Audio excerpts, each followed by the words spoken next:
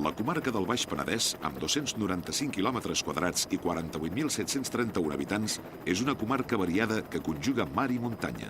L'agricultura, la indústria i el turisme li atorguen la vitalitat actual.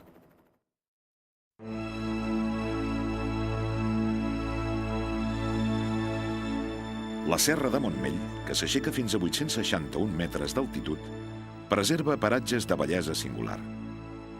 El record de la frontera medieval amb l'Andalus, durant els segles X i XI, és viu al castell de Marmellà, a l'església de Sant Marc, a la vall de Sant Marc, i al castell de Montmell, sota el domini dels bisbes de Barcelona.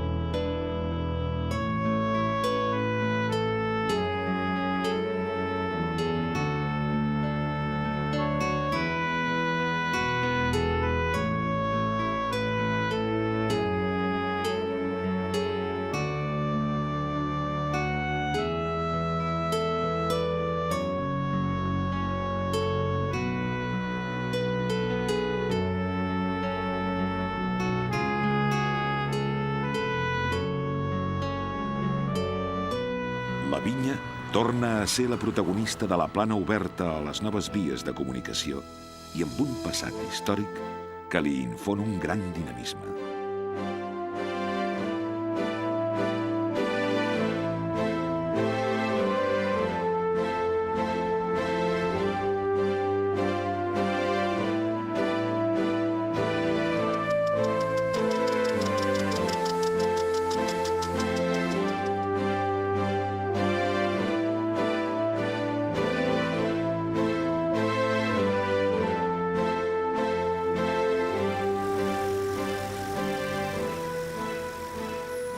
L'Arboç posseeix edificis notables.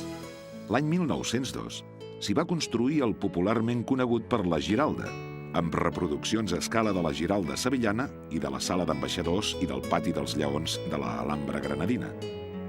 És la capital històrica del Baix Penedès. Afavorida sempre per les comunicacions, a l'edat mitjana era la segona població del Penedès. L'any 1808 s'hi va entaular un violent combat contra les tropes de Napoleó. Després d'una heroica resistència, la vila va ser cremada pels francesos.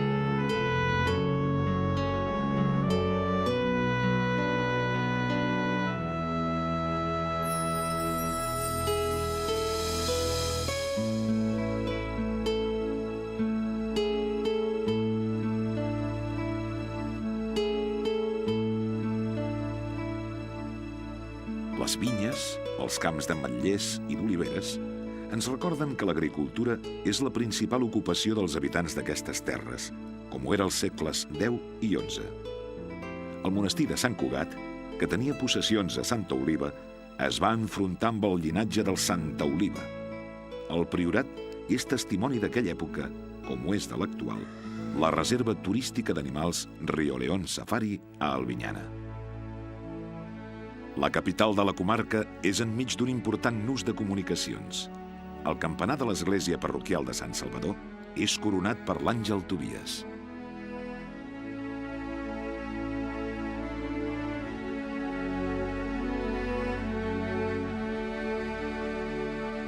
El Vendrell, com Vilafranca, s'identifica amb els castellers. Com diu Joan Ràfols i Rafeques, la gralla i el tamborí amb so de festa proclamen el castell ja s'alça amunt. Puja de dret com alt xiprer fins a la testa, que el vent no pot torçar quan és a punt.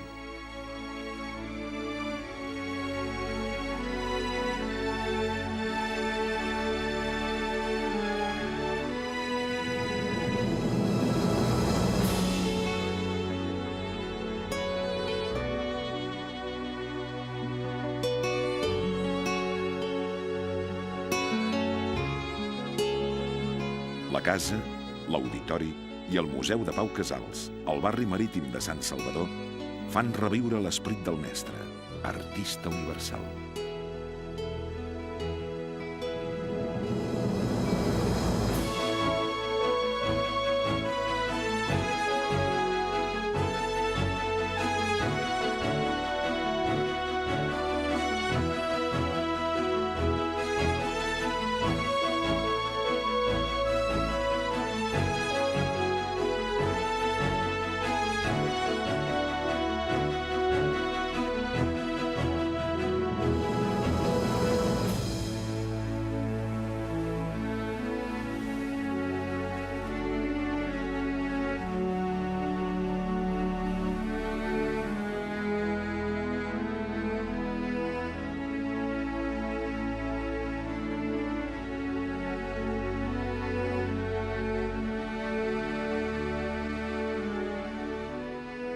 La costa és un reclam turístic vigorós.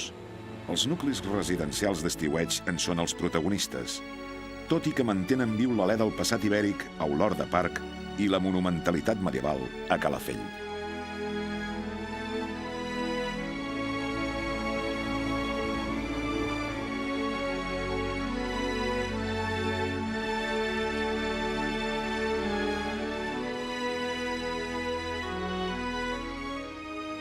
Aquí, la mar i la terra s'hi agermanen.